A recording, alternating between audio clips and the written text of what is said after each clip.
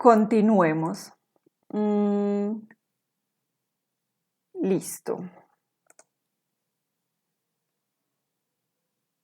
Tenemos entonces que en ese lapso de 1964 ya Lacan se aboca a su propio discurso, a los conceptos clave de sus propias elaboraciones.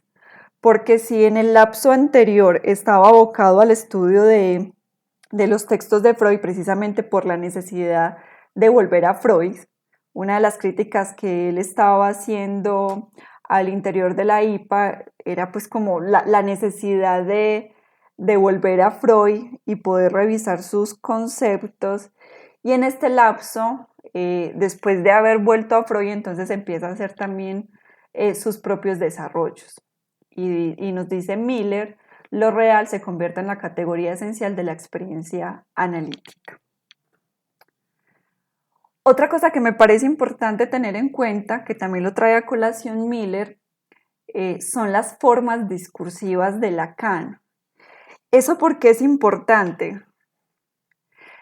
Yo creo que uno podría desanimarse en el estudio de la obra de Lacan si no tiene paciencia y si no se deja atrapar por la angustia de lo difícil de ese texto, de su obra, de su pensamiento.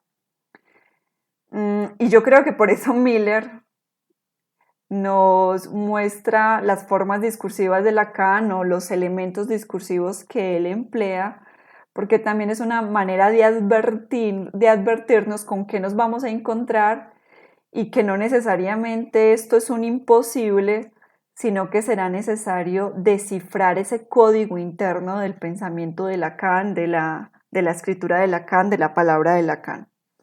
¿Qué nos dice Miller? Nos encontraremos con una argumentación que penetra en el detalle de los fenómenos de la experiencia analítica, con una argumentación que pretende ser demostrativa, una escritura aforística, en ella moviliza los recursos retóricos y de homofonía de la lengua, dándole una primacía al significante. Hay algo pues que yo todavía no he podido comprender porque estamos iniciando, pero sí pareciera ser que la palabra de Lacan pareciera querer ser análoga a la forma como funciona, no sé, el lenguaje o incluso el inconsciente, que va generando un montón de articulaciones, articulaciones que puede hacer a partir de un aforismo, que puede hacer a partir de traer a colación una referencia teórica, pero que llega y la pone en relación con lo que estaba diciendo, pero él no se lo explicita al lector, hace una relación, la pone ahí en su palabra y queda uno como, wow, ¿qué está queriendo decir? Y se percata pues que es una intertextualidad que él ha traído a colación porque la necesita pues para ahondar en su pensamiento. Bueno, yo creo que también nos iremos dando cuenta de eso.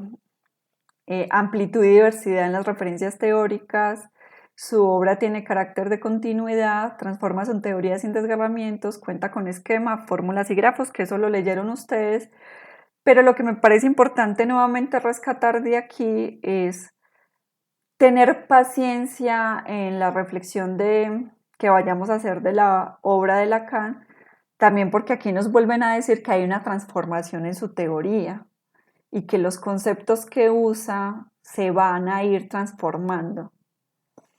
Creo que ahí también es algo parecido pues a Freud mismo, se parece en eso a Freud. Sigamos. Entonces vamos ya a entrar en materia, en elementos que nos trae a colación Miller. Siento pues que hay cosas que deja en punta, pero es que él nos está haciendo es un panorama. Entonces, bueno, vamos a ver cómo nos va con este panorama. Entonces, empecemos con una primera formulación que, que él trae pues en su discurso, Miller, una idea que fue fundamental para Lacan y que para nosotros en el CES ha sido algo que durante mucho tiempo hemos intentado entender y que aún estamos en el camino pues de entenderlo. ¿Cuál es la frase? El inconsciente está estructurado como un lenguaje.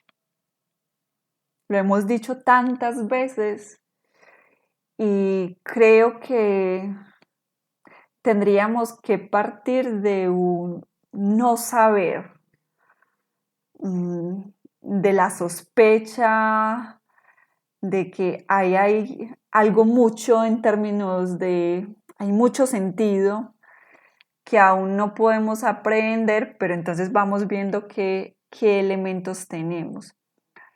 Cuando yo leía esa frase me hacía los siguientes interrogantes que me parece importante dejarlos sobre la mesa, que son los siguientes. ¿Qué queda atrás de la concepción del inconsciente heredada por Freud? En esa nueva manera de comprender el inconsciente por Lacan. ¿Y qué se sostiene? ¿Por qué es importante hacer esta pregunta? En el recorrido que nosotros hemos hecho al interior de la línea de fundamentación, el ser y el lenguaje, y a partir pues de textos que estudiamos sobre Freud, yo creo que la idea que estábamos teniendo del inconsciente era algo como